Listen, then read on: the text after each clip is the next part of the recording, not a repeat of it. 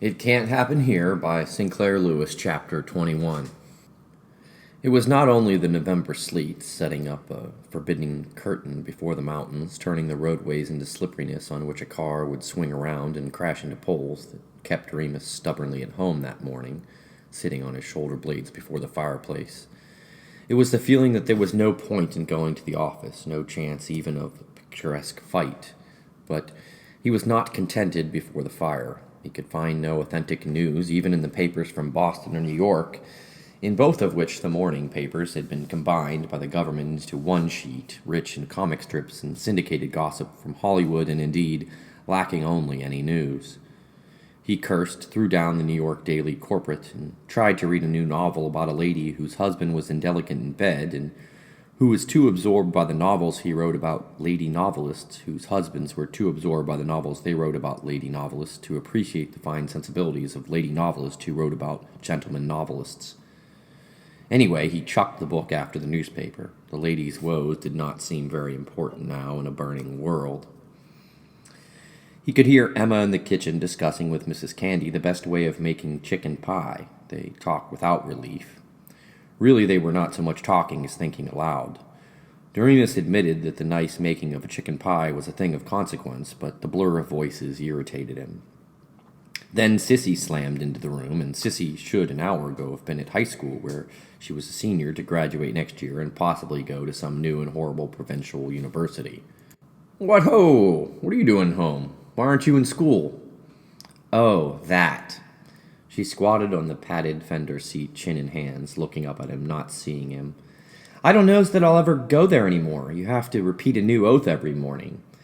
I pledge myself to serve the corporate state, the chief, all commissioners, the mystic wheel, and the troops of the republic in every thought and deed. Now I ask you, is that tripe?" "How are you going to get into the university?" "Huh! Smile at Professor Stobmeyer, if it doesn't gag me." "Oh, well. He could not think of anything meatier to say. The doorbell, a shuffling in the hall as of snowy feet, and Julian Falk came sheepishly in. Sissy snapped. "Well, What are you doing home? Why aren't you in Amherst?" "Oh, that." He squatted beside her. He absently held her hand, and she did not seem to notice it either. "Amherst's got hers. Corpo's closing it today. I got tipped off last Saturday and beat it. They have a cute way of rounding up the students when they close a college and arresting a few of them just to cheer up the profs." To Remus. "Well, sir, I think you'll have to find a place for me on the Informer wiping presses. Could you?" "Afraid not, boy. Give anything if I could, but I'm a prisoner there. God, just having to say that makes me appreciate what a rotten position I have." "Oh, I'm sorry, sir. I understand, of course. Well, I don't just know what I'm going to do. Remember back in 33 and 34 and 35 how many good eggs there were, and some of them medics and law graduates and trained engineers and so on that simply couldn't get a job? Well, it's worse now. I looked over Amherst and had a try at Springfield, and I've been here in town 2 days. I hoped to have something before I saw you, sis. Why even ask Miss Pike if she didn't need someone to wash dishes at the tavern, but so far there isn't a thing.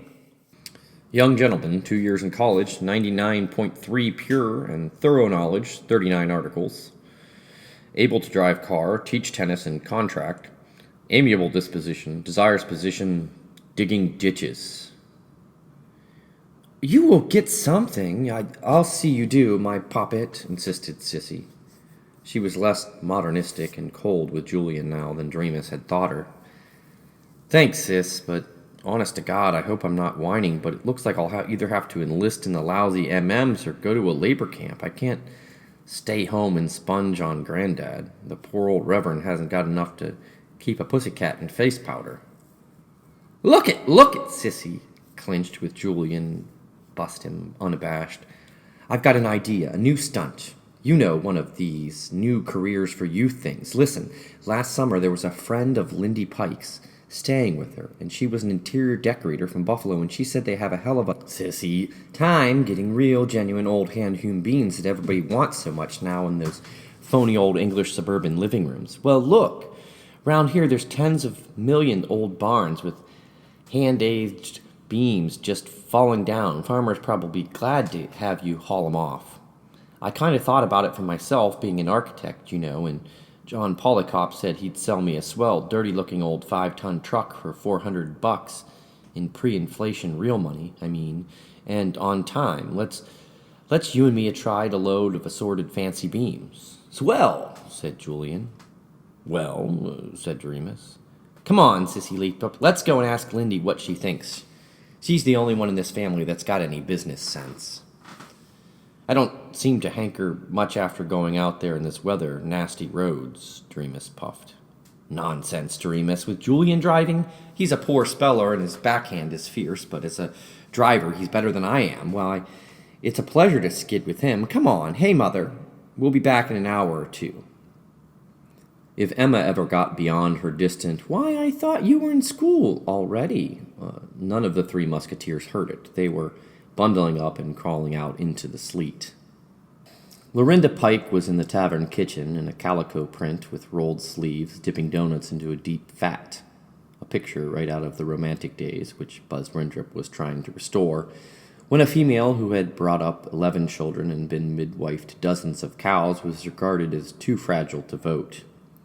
She was ruddy-faced from the stove, but she cocked a lively eye at them, and her greeting was, "Have a donut? Good."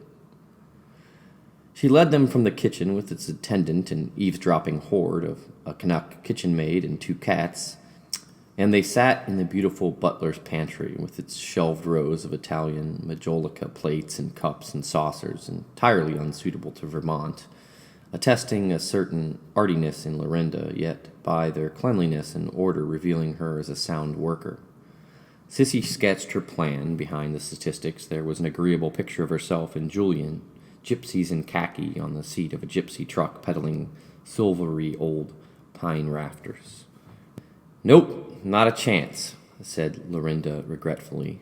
"The expensive suburban villa business, it isn't gone. There's a surprising number of middlemen and professional men who are doing quite well out of having their wealth taken away by and distributed to the masses, but the building is in the hands of contractors who are in politics. Good old Winthrop is so consistently American that he's kept up all the old tradition of graft, even if he has thrown out all our traditional independence.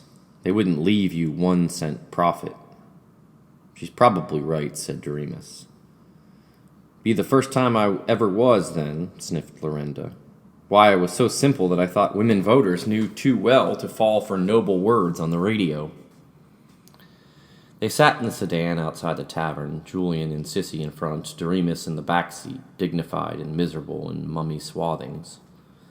"That's that," said Sissy. "Swell period for young dreamers the dictators brought in. You can march to military bands, or you can sit home, or you can go to prison. Primavera de Belize."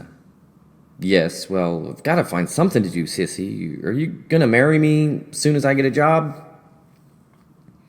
It was incredible, thought Doremus, how these latter-day unsentimental sentimentalists could ignore him like animals. "Before, if you want to, though marriage seems to be absolute rot now, Julian. They can't go and let us see that every doggone one of our old institutions is rotten fake, the way church and state and everything is laid down to the corpos, and still expect us to think they're so hot, but for unformed mind like your grandfather and Doremus, I suppose we'll have to pretend to believe that the preachers who stand for the big chief Winthrop are still so sanctified that they can sell God's license to love." "Sissy!" "Oh, God, I forgot you were there, Dad. But anyway, we're not going to have any kids. I'd like children. I'd like to have a dozen little devils running around, but if people have gone so soft and turned the world over to stuffed shirts and dictators, they needn't expect any decent woman to bring children into such an insane asylum. Why, the more you really do love children, the more you'll want them not to be born now." Julian boasted in a manner quite as lover-like and naive as that of any suitor 100 years ago. "Yes, but just the same, we'll be having children." "Hell, I suppose so," said the golden girl. It was the unconsidered Doremus who found a job for Julian. Old Dr. Marcus Olmsted was trying to steel himself to carry on the work of his sometime partner Fowler Greenhill. He was not strong enough for much winter driving, and so hotly now did he hate the murderers of his friend that he would not take on any youngster who was in the MMs or who had half acknowledged their authority by going to a labor camp. So Julian was chosen to drive him night and day, and presently to help him by giving anesthetic, bandaging hurt legs, and Julian, who had within 1 week decided that he wanted to be an aviator, a music critic, an air conditioning engineer, an archaeologist excavating in the Yucatan, was dead set on medicine and replaced for Doremus his dead doctor's son-in-law. And Doremus heard Julian and Sissy boasting and squabbling and squeaking in the half-lighted parlor, and from them, and from David and Lorinda and Buck Titus, got resolution enough to go on in the informer office without choking Stobmeyer to death. End of chapter 21. It Can't Happen Here by Sinclair Lewis, chapter 22. December 10th was the birthday of Berzelius Windrip, though in its earlier days as a politician, before he fruitfully remembered that lies sometimes get printed and unjustly remembered against you, he had been wont to tell the world that his birthday was on December 25th, like one whom he admitted to be an even greater leader, and to shout, with real tears in his eyes, that his complete name was Berzelius Noel Weihnacht Windrip.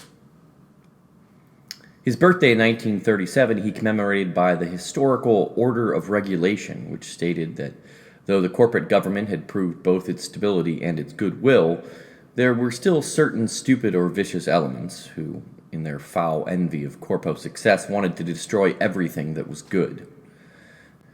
The kind-hearted government was fed up, and the country was informed that from this day on any person who by word or act sought to harm or discredit the state would be executed or interned, inasmuch as the prisons were already too full both for these slanderous criminals and for the persons whom the kind-hearted state had to guard by protective arrest. There were immediately to be opened, all over the country, concentration camps. Doremus guessed that the reason for the concentration camps was not only the provision of extra room for victims, but even more the provision of places where the livelier young MMs could amuse themselves without interference from old-time professional policemen and prison keepers, most of whom regarded their charges not as enemies to be tortured, but just as cattle to be kept safely. On the 11th, a concentration camp was enthusiastically opened with band music, paper, flowers, and speeches by District Commissioner Reek and Shad Ledoux at Trianon, 9 miles north of Fort Beulah, in what had been a modern experimental school for girls. The girls and their teachers, no sound material for corporism anyway, were simply sent about their business. And on that day and every day afterward, Doremus got from journalist friends all over the country secret news of corpo terrorism and of the first bloody rebellions against the corpos. In Arkansas, a group of 96 former sharecroppers who had always bellyached about their misfortunes, yet seemed not a bit happier in a well-run, hygienic labor camp with free weekly band concerts, attacked the superintendent's office at one camp and killed the superintendent and 5 assistants. They were rounded up by an MM regiment from Little Rock, stood up in a winter ragged cornfield and told to run, and shot in the back with machine guns as they comically staggered away. In San Francisco, dock workers tried to start an absolutely illegal strike, and their leaders, known to be communists, were so treasonable in their speeches against the government that the MM commander had 3 of them tied up to a bale of rattan, which was soaked with oil and set afire. The commander gave warning to all such malcontents by shooting off the criminals' fingers and ears while they were burning, and so skilled a marksman was he, so much credit to the efficient MM training, that he did not kill one single man while thus trimming them up. He afterward went in search of Tom Mooney, released by the Supreme Court of the United States early in 1936, but that notorious anti-corpo agitator had had the fear of God put into him properly and had escaped on a schooner for Tahiti. In Pawtucket, a man who ought to have been free from the rotten, seditious notions of such so-called labor leaders, in fact, a man who was a fashionable dentist and director in a bank, absurdly, resented the attentions which half a dozen uniformed MMs, they were all on leave and merely full of youthful spirits anyway, bestowed upon his wife at the cafe, and in the confusion shot and killed 3 of them. Ordinarily, since it was none of the public's business anyway, the MMs did not give out details of their disciplining of rebels, but in this case, where the fool of a dentist had shown himself to be a homicidal maniac, the local MM commander permitted the papers to print the fact that the dentist had been given 69 lashes with a flexible steel rod, then, when he came to, left to think over his murderous idiocy in a cell in which there were 2 feet of water in the bottom, but rather ironically none to drink. Unfortunately, the fellow died before having an opportunity to seek religious consolation. In Scranton, the Catholic pastor of a working-class church was kidnapped and beaten. In central Kansas, a man named George W. Smith pointlessly gathered a couple hundred of farmers armed with shotguns and sporting rifles and an absurdly few automatic pistols, and led them in burning an MM barracks. MM tanks were called out, and the hick would-be rebels were not, this time, used as warnings, but were overcome with mustard gas, then disposed of with hand grenades, which was an altogether intelligent move, since there was nothing of the scoundrels left for sentimental relatives to bury and to make propaganda over. But in New York City, the case was the opposite. Instead of being thus surprised, the MMs rounded up all suspected communists in the former boroughs of Manhattan and the Bronx, and all persons who were reported to have been seen consorting with such communists, and interned the lot of them in the 19 concentration camps on Long Island. Most of them wailed that they were not communists at all. For the first time in America, except during the Civil War and the World War, people were afraid to say whatever came to their tongues. On the streets, on trains, at theaters, men looked about to see who might be listening before they dared so much as to say there was a drought in the West, or someone might suppose they were blaming the drought on the chief. They were particularly skittish about waiters, who were supposed to listen from the ambush, which every waiter carries about with him anyway, and to report to the MMs. People who could not resist talking politics spoke of Winthrop as Colonel Robinson or Dr. Brown, and of Saracen as Judge Jones or my cousin Casper, and you would hear gossips hissing "shh" at the seemingly innocent statement, "My cousin doesn't seem to be as keen on playing bridge with the doctor as he used to. I'll bet sometime they'll quit playing." Every moment everyone felt fear, nameless and omnipresent. They were as jumpy as men in a plague district. Any sudden sound, any unexplained footstep, any unfamiliar script on an envelope made them startle, and for months they never felt secure enough to let themselves go in complete sleep. And with the coming of fear went out their pride. Daily, common now as weather reports, were the rumors of people who had suddenly been carried off under protective arrest, and daily more of them were celebrities. At first, the MMs had, outside of the one stroke against Congress, dared to arrest only the unknown and defenseless. Now, incredulously, for these leaders had seemed invulnerable, above the ordinary law, you heard of judges, army officers, ex-state governors, bankers who had not yet played in with the corpos, Jewish lawyers who had been ambassadors, being carted off to the common stink and mud of the cells. To the journalist Doremus and his family, it was not least interesting that among these imprisoned celebrities were so many journalists: Raymond Moley, Frank Simmons, Frank Kent, Haywood Brown, Mark Sullivan, Earl Browder, Franklin P. Adams, George Seldes, Fraser Hunt, Garrett, Granville Hicks, Edwin James, Robert Morse Lovett, men who differed grotesquely except in their common dislike of being little disciples of Saracen and McGoblin. Few writers for Hearst were arrested, however. The plague came nearer to Doremus when unrenowned editors in Lowell and Providence and Albany, who had done nothing more than fail to be enthusiastic about the corpos, were taken away for questioning and not released for weeks and months. It came much nearer at the time of the book burning. All over the country, books that might threaten the Pax Romana of the corporate state were gleefully being burned by the more scholarly Minutemen. This form of safeguarding the state, so modern that it had scarce been known prior to A.D. 1300, was instituted by Secretary of Culture McGoblin. But in each province, the Crusaders were allowed to have the fun of picking out their own paper and ink traders. In the northwestern province, Judge Effingham Swan and Dr. Owen J. Peasley were appointed censors by Commissioner Dewey Hake, and their index was lyrically praised all through the country. For Swan saw that it was not such obvious anarchists and soreheads as Darrow, Stephens, Norman Thomas who were the real danger. Their noisiness betrayed their venom. The real enemies were men whose sanctification by death had appallingly permitted them to sneak even into respectable school libraries.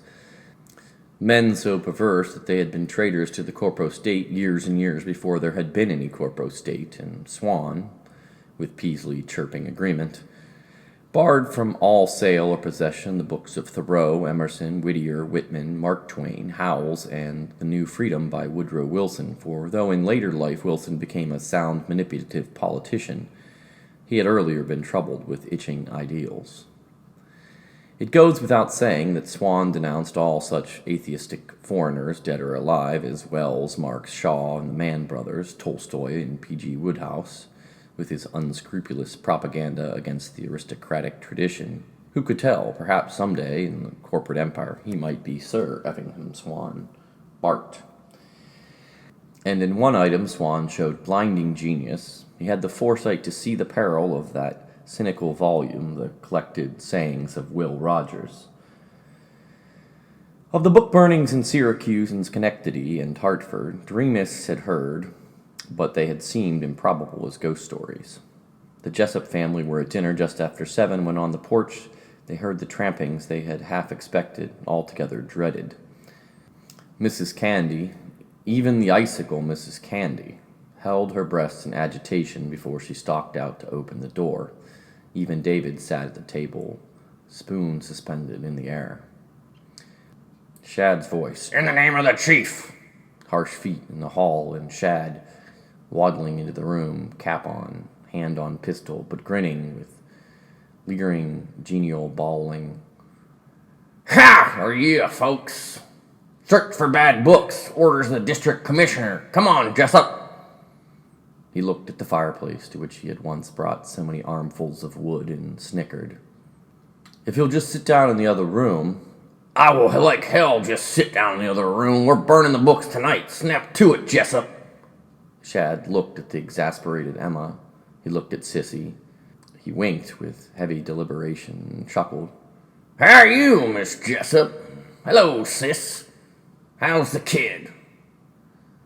But at Mary Greenhill he did not look, nor she at him.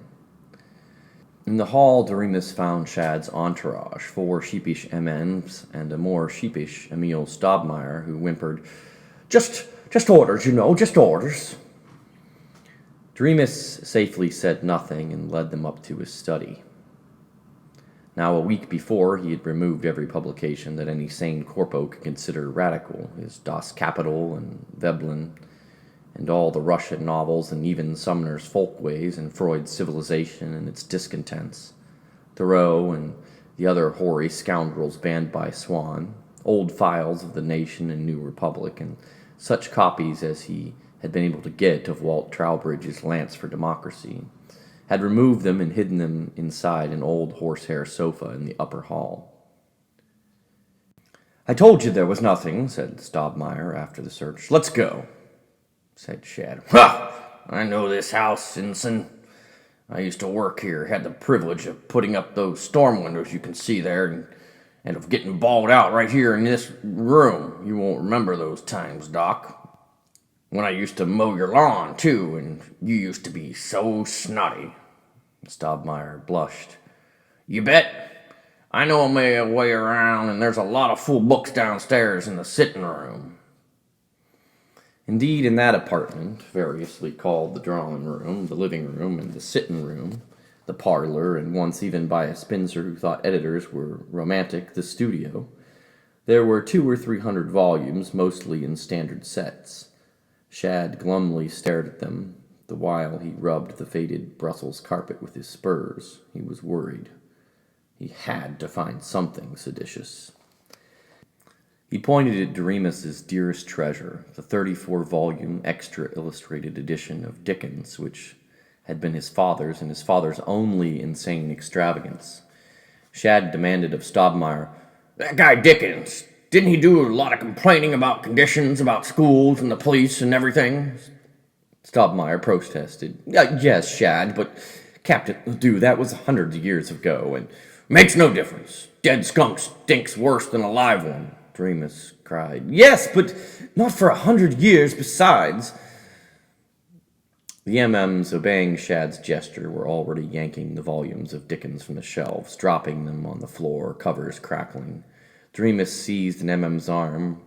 From the door, Sissy shrieked. Shad lumbered up to him, enormous red fist at Doremus' nose, growling, "Want to get the daylight beaten out of you now, instead of later?" Doremus and Sissy, side by side on a couch, watched the books thrown in a heap. He grasped her hand, muttering to her, "Hush, hush." Oh, Sissy was a pretty girl. And young, but a pretty girl schoolteacher had been attacked, her clothes ripped off, and been left in the snow just south of town 2 nights ago.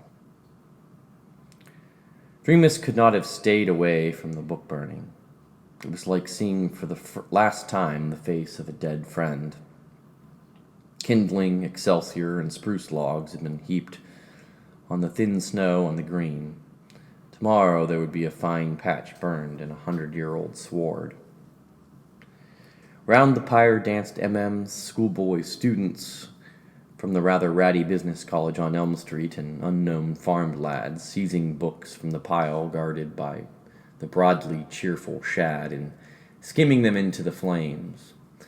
Doremus saw his Martin Chuzzlewit fly into the air and land on the burning lid of an ancient commode. It lay there open to a fizz drawing of Sari Gamp, which withered instantly. As a small boy, he had always laughed over that drawing. He saw the old rector, Mr. Falk, squeezing his hands together. When Doremus touched his shoulder, Mr. Falk mourned, "They took away my urn burial, my imitatio Christ. I don't know why, and they're burning them there." Who owned them? Doremus did not know, nor why they had been seized, but he saw Alice in Wonderland, and Amar Khayyam, and Shelley, and The Man Who Was Thursday, and a Farewell to Arms, all burning together to the greater glory of the dictator and the greater enlightenment of his people. The fire was almost over when Carl Pascal pushed up to Shad Ledoux and shouted, "I hear you stinkers. I've been out driving a guy, and I hear you raided my room and took off my books while I was away." "You bet we did, comrade." "And you're burning them, burning my—" "Oh, no, comrade, not burning them. Worth to blame much, comrade." Shad laughed very much. "They're at the police station. We've just been waiting for you. It was awful nice to find all your little communist books here. Take 'em along." So Carl Pascal was the first prisoner to go from Fort Beulah to the Trianon concentration camp. No, that's wrong. The second. The first, so inconspicuous that one almost forgets him, was an ordinary fellow, an electrician, who had never so much as spoken of politics. Braden, his name was, a Minuteman who stood well with Shad and Stobmeyer, wanted Braden's job. Braden went to concentration camp. Braden was flogged when he declared under Shad's questioning that he knew nothing about any plots against the chief. Braden died alone in a dark cell before January. An English globetrotter who gave up 2 weeks of December to a thorough study of conditions in America wrote to his London paper and later said on the wireless for the BBC, "After a thorough glance at America, I find that far from there being any discontent with the corporal administration among the people, they have never been so happy and so resolutely set on making a brave new world. I asked a very prominent Hebrew banker about the assertions that his people were being oppressed, and he assured me, when we hear about such silly rumors, we are highly amused." End of chapter 22. Doremus was nervous. The Minutemen had come, not with Shad, but with Emil and a strange battalion leader from Hanover to examine the private letters in his study. They were polite enough, but alarmingly thorough. Then he knew, from the disorder in his desk at the Informer, that someone had gone over his papers there. Emil avoided him at the office. Doremus was called to Shad's office and gruffly questioned about his correspondence, which some denouncer had reported his having with the agents of Walt Trowbridge. So Doremus was nervous. So Doremus was certain that his time for going to the concentration camp was coming. He glanced back at every stranger who seemed to be following on the street, the fruitman, Tony Magliani, flowery advocate of Windrip, of Mussolini, and of tobacco quid as a cure for cuts and burns, asked him too many questions about his plans for the time when he should get through on the paper, and once a tramp tried to quiz Miss Candy, meantime peering at the pantry shelves, perhaps to see if there's any sign of their being understocked, as if for closing the house and fleeing. But perhaps the tramp really was a tramp. In the office in mid-afternoon, Doremus had a telephone call from that scholar farmer, Buck Titus. "Going to be home this evening about 9? Good. Gotta see you. Important. Say, see if you can have all your family and Linda Pike and young Falk there too, will you? Got an idea. Important." As important ideas just now usually concerned being in prison, Doremus and his women waited jumpily. Lorinda came in twittering, for the sight of Emma always did make her twitter literal, and in Linda there was no relief.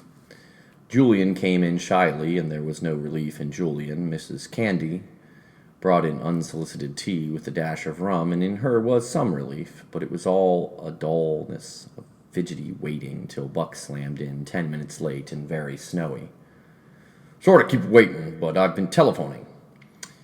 Here's some news you won't even have in the office yet, Dormouse. The forest fire's getting nearer. This afternoon they arrested the editor of the Rutland Herald. No charge laid against him yet, no publicity. I got it from a commission merchant I deal with in Rutland. You're next, Doremus, I reckon. They've just been laying off you till Stobmeyer picked your brains, or maybe Ledoux has some nice idea about torturing you by keeping you waiting.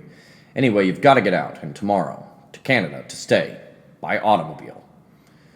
No can-do by plane anymore. Canadian government stopped that. You and Emma and Mary and Dave and Sis and the whole damn shooting match, and maybe Foolish and Mrs. Candy and the Canary. Couldn't possibly. Takes me weeks to realize on what investments I've got. Guess I could raise 20,000, but it'd take weeks. Sign 'em over to me if you trust me, and you better. I can cash in everything better than you can. Stand in with the corpos better. Been selling 'em horses, and they think I'm the kind of loudmouth walking gent that will join 'em. I've got 1,500 Canadian dollars for you right here in my pocket for a starter. We'd never get across the border. The MMs are watching every inch, just looking for suspects like me. I've got a Canadian's driver's license, a Canadian registration plate, ready to put on my car. We'll take mine, less suspicious. I can look like a real farmer. That's because I am one, I guess, and I'm going to drive you all, by the way. I've got the plates smuggled in underneath the bottles and a case of ale. So we're all set, and we'll start tomorrow night if the weather isn't too clear. Hope there'll be snow. But Buck, good Lord, I'm not going to flee. I'm not guilty of anything. I haven't anything to flee for.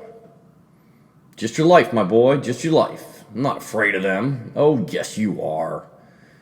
Oh, well, if you look at it that way, probably I am, but I'm not going to let a bunch of lunatics and gunmen drive me out of the country that I and my ancestors made.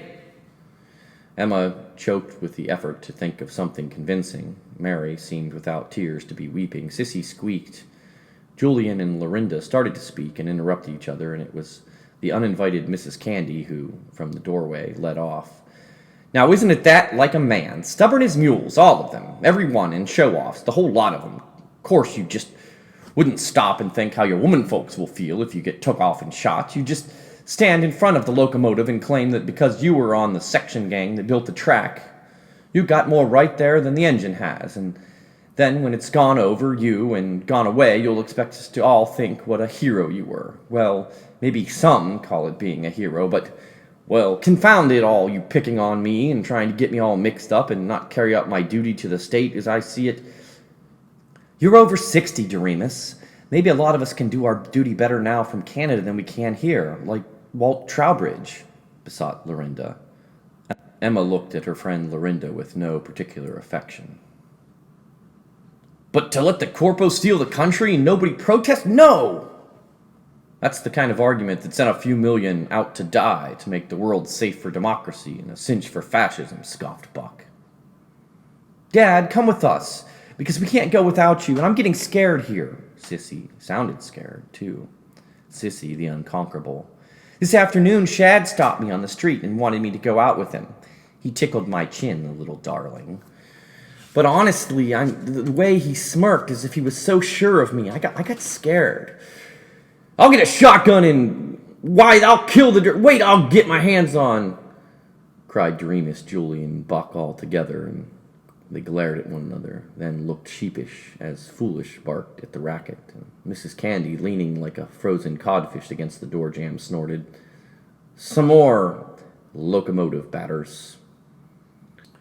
Doremus laughed, for only once in his life he showed genius, for he consented. All right, we'll go. But just imagine that I'm a man of strong willpower and taking all night to be convinced. We'll start tomorrow night. What he did not say was that he planned, the moment he had his family safe in Canada with money in the bank and perhaps a job to amuse Sissy, to run away from them and come back to his proper fight. He would at least kill Shad before he got himself killed. It was only a week before Christmas, a holiday always greeted with good cheer and quantities of colored ribbons in the Jessup household, and that wild day of preparing for flight had a queer Christmas joyfulness. To dodge suspicion, Doremus spent most of his time at the office, and 100 times it seemed that Stobmeyer was glancing at him with just the ruler, threatening hidden ire he had used on whisperers and young criminals in school. But he took off 2 hours at lunchtime, and he went home early in the afternoon, and his long depression was gone in the prospect of Canada and freedom, and an excited inspection of clothes that was like preparation for a fishing trip. They worked upstairs behind drawn blinds, feeling like spies in an E. Phillips Oppenheim story, beleaguered in the dark in the stone-floored ducal bedroom of an ancient inn just beyond Grasse. Downstairs, Mrs. Candy was pretentiously busy, looking normal after their flight. She and the canary were to remain, and she was to be surprised when the MMs reported that the Jessups seemed to have escaped. Doremus had drawn $500 from each of his local banks late that afternoon, telling them that he was thinking of taking an option on apple orchard. He was too well trained a domestic animal to be raucously amused, but he could not help observing that while he himself was taking on the flight to Egypt only on all the money he could get a hold of, plus cigarettes, 6 handkerchiefs, 2 extra pairs of socks, a comb, a toothbrush, and the first volume of Spengler's Decline of the West. Decidedly, it was not his favorite book, but one he had been trying to make himself read for years on train journeys. While, in fact, he took nothing that he could not stuff into overcoat pockets, Sissy, apparently, had need of all her newest lingerie and of a large framed picture of Julian, Emma of a Kodak album showing the 3 children from the ages of 1 to 20, David of his new model airplane, and Mary of her still dark hatred that was heavier to carry than many chests. Julian and Lorinda were there to help them, Julian off in the corners with Sissy. With Lorinda, Doremus had but one free moment in an old-fashioned guest bathroom. Linda, oh Lord. We'll come through. In Canada, you'll have time to catch your breath. Join Trowbridge. Yes, but to leave you, I hoped somehow, by some miracle, you and I could have maybe a month together, say in Monterey or Venice or Yellowstone. I hate it when life doesn't seem to stick together and get somewhere and have some plan and meaning. It had meaning. No dictator can completely smother us now. Come. Goodbye, my Linda. Not even now did he alarm her by confessing that he planned to come back into danger. Embracing beside an aged tin-lined bathtub with woodwork painted a dreary brown in a room which smelled slightly of gas from an old water heater, embracing in sunset-colored mist upon the mountaintop. Darkness, edged wind, wickedly deliberate snow, and in it Buck Titus, boisterously cheerful in his veteran Nash, looking as farmer-like as he could in sealskin cap with rubbed bare patches and an atrocious dogskin overcoat. Dreamus thought of him again as a Captain Charles King cavalryman, chasing the Sioux across the blizzard-blinded prairies. They packed alarmingly into the car, Mary beside Buck, the driver, in the back, Dreamus between Emma and Sissy on the floor, David and Foolish in the toy aeroplane indistinguishably curled up together beneath a robe. Trunk rack and front fenders were heaped with tarpaulin-covered suitcases. "Lord, I wish I were going," moaned Julian. "Look, sis, grand spy story idea, but I mean seriously, send souvenir postcards to my granddad, views of churches and so on. Just sign 'em Jane, and whatever you say about the church, I'll know you really mean it's about you, and oh damn, all mystery. I want you, sissy."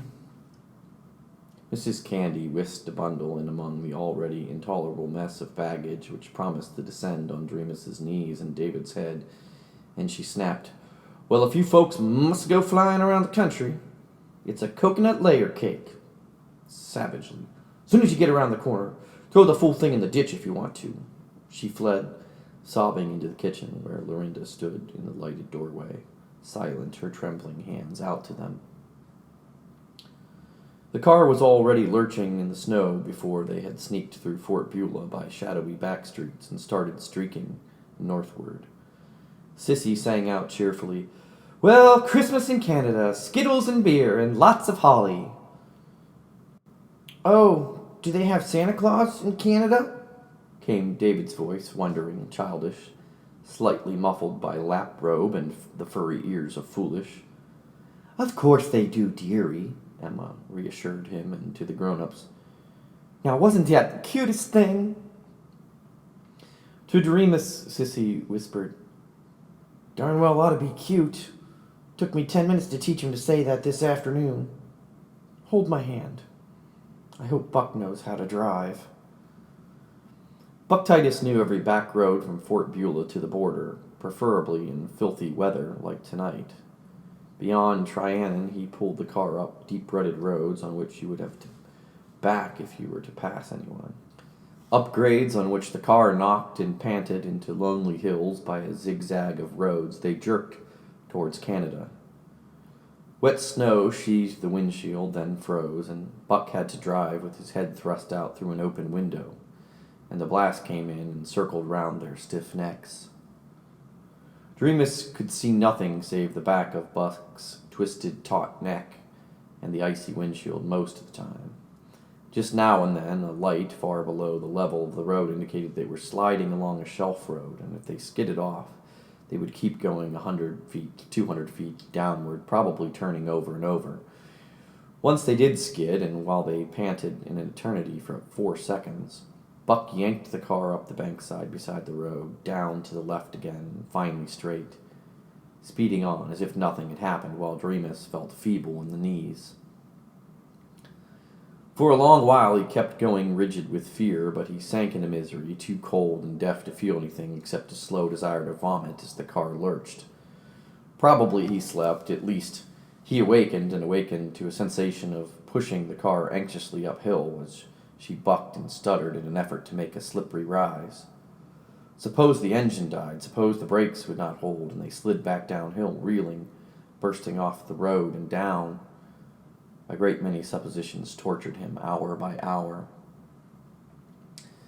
Then he tried being awake and bright and helpful. He noticed that the ice-lined windshield, illuminated from the light on the snow ahead, was a sheet of diamonds.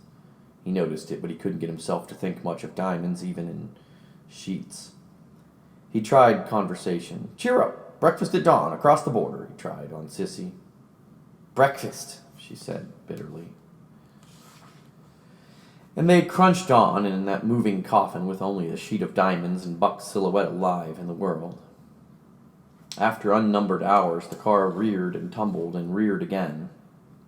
The motor raced. Its sounds rose to an intolerable roaring, yet the car seemed not to be moving. The motor stopped abruptly. Buck cursed, popped his head back into the car like a turtle, and the starter ground long and whiningly. The motor again roared, again stopped. They could hear stiff branches rattling. hear a foolish moaning in sleep. The car was a storm-menaced cabin in the wilderness. The silence seemed waiting as they were waiting. "Strubble?" said Dreamus. "Stuck. No traction. Hit a drift of wet snow. Drainage from a busted culvert, I should think. Hell. Have to get out and take a look." Outside the car, as Dreamus crept down from the slippery running board, it was cold and a vicious wind. He was so stiff he could scarcely stand. As people do, feeling important and advisory, Dreamus looked at the drift with an electric torch, and Sissy looked at the drift with the torch, and Buck impatiently took the torch away from them and looked twice. "Get some brush would help," said Sissy and Buck together, while Dreamus rubbed his chilly ears. They three trotted back and forth with fragments of brush laying in front of the wheels, while Mary politely asked from within, "Can I help?" And no one seemed particularly to have answered her. The headlights picked out an abandoned shack beside the road, an unpainted gray pine cabin with broken window glass and no door. Emma, sighing her way out of the car and stepping through the lumpy snow as delicately as a pacer at a horse show, said humbly, "That little house there, maybe I could go in and make some hot coffee on the alcohol stove. Didn't have room for a thermos. Hot coffee, Dormus?" To Dreamus she sounded just now not at all like a wife, but as sensible as Mrs. Candy. When the car did kick its way up on the pathway of twigs and stand panting safely beyond the drift, they had in the sheltered shack coffee with slabs of Mrs. Candy's voluptuous coconut cake. Dreamus pondered. "This is a nice place. I like this place. It doesn't bounce or skid. I don't want to leave this place." He did. The secure immobility of the shack was behind them, dark miles behind, and they were again pitching and rolling and being sick and inescapably chilly. David was alternately crying and going back to sleep. Foolish woke up to cough inquiringly and returned to his dream of rabbiting. And Dreamus was sleeping, his head swaying like a masthead in long rollers, his shoulder against Emma's, his hand warmly about Sissy's, and his soul in nameless bliss. He roused to a half-dawn, filmy with snow. The car was standing in what seemed to be a crossroads hamlet, and Buck was examining a map by the light of the electric torch. "Got anywhere yet?" Dreamus whispered. "Just a few miles to the border." "Anybody stopped us?" "Nope." "Oh, we'll make it all right, old man."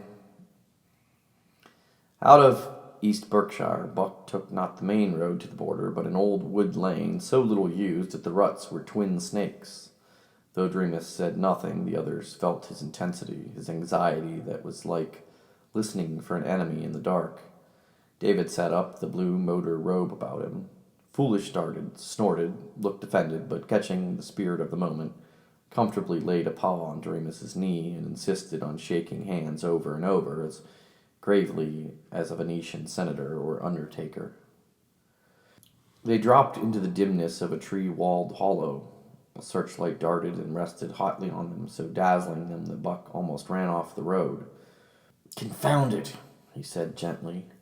No one else said anything. He crawled up to the light, which was mounted on a platform in front of a small shelter hut. 2 Minutemen stood out in the road, dripping with radiance from the car. They were young and rural, but they had efficient repeating rifles. "Where are you headed for?" demanded the elder, good-naturedly enough. "Montreal, where we live." Buck showed his Canadian license. Gasoline motor and electric light, yet Dreamus saw the frontier guard as a sentry in 1864, studying a pass-by lantern light beside the farm wagon in which hid General Joe Johnston's spies disguised as plantation hands. "I guess it's all right. Seems in order. But we've had some trouble with refugees. You'll have to wait till the battalion leader comes. Maybe long about noon." "But good Lord, Inspector, we can't do that. My mother's awful sick in Montreal." "Yeah, I've heard that one before, and maybe it's true this time. But afraid you'll have to wait for the bat. You folks can come in and sit by the fire if you want to." "But we've got to—" "You've heard what I said." The MMs were fingering their rifles. "All right. But tell you what we'll do. We'll go back to East Berkshire and get some breakfast and wash and come back here. Noon, you said? Okay. And say, brother, it does seem kind of funny you're taking this back road when there's a first-rate highway. So long. Be good. Just don't try it again. Bat might be here next time, and he ain't a farmer like you or me. The refugees, as they drove away, had an uncomfortable feeling that the guards were laughing at them. 3 border posts they tried, and at 3 posts they were turned back. Well, said Buck. Yes, I guess so. Back home. My turn to drive, said Dreamus wearily. The humiliation of retreat was the worse in that none of the guards had troubled to do more than laugh at them. They were trapped too lightly for the trappers to worry. Dreamus's only clear emotion, as tails between their legs they backtracked to Shadladoo's sneer and to Mrs. Candy's, "Well, I never," was regret that he had not shot 1 guard at least. And he raged, "Now I know why men like John Brown become crazy killers." End of chapter 23.